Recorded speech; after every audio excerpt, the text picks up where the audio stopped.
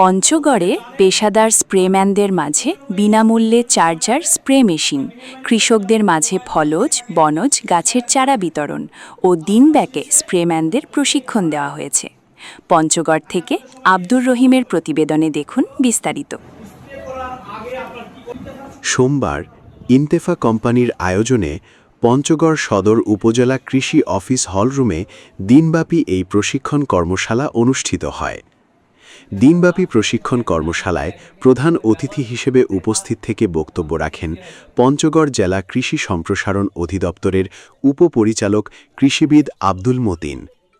ইন্তেফা কোম্পানির Rangpur divisional manager Abu Taher মামুনের সভাপতিত্বে দিনব্যাপী প্রশিক্ষণ কর্মশালায় বিশেষ অতিথি হিসেবে উপস্থিত থেকে বক্তব্য রাখেন পঞ্চগড় সদর উপজেলা কৃষি অফিসার কৃষিবিদ আসাদুন্নবী, কৃষি সম্প্রসারণ অধিকারী কৃষিবিদ খুরশিদা আলম সহ প্রমুখ।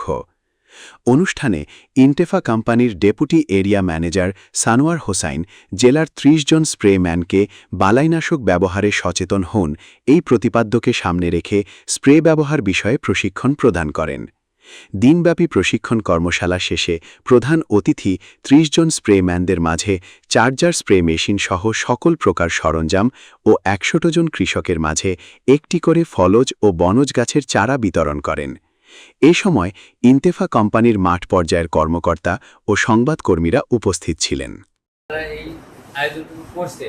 এগুলা আমাদের করা দরকার ছিল এই ডিপার্টমেন্টের, কিন্তু ওনারা করতে এই জন্য ধন্যবাদটা আমি প্রথমেই দিলাম, কারণ আমার এটা সময়ের এখন দাবি।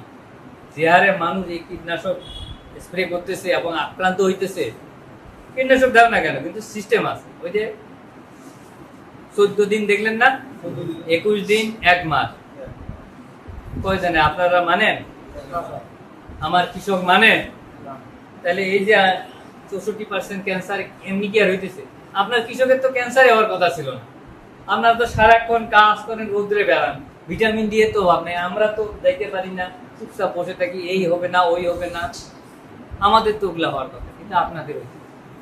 কারণ কি, এই যে দেশের যে আইন কানুনগুলো আছে এগুলো আমরা কেউ মানি। তাহলে আমরা আজকের থেকে এই যে একটা গুরুত্বপূর্ণ ট্রেনিং হইলো, এইটা কাজে লাগাবো। ঠিক আছে?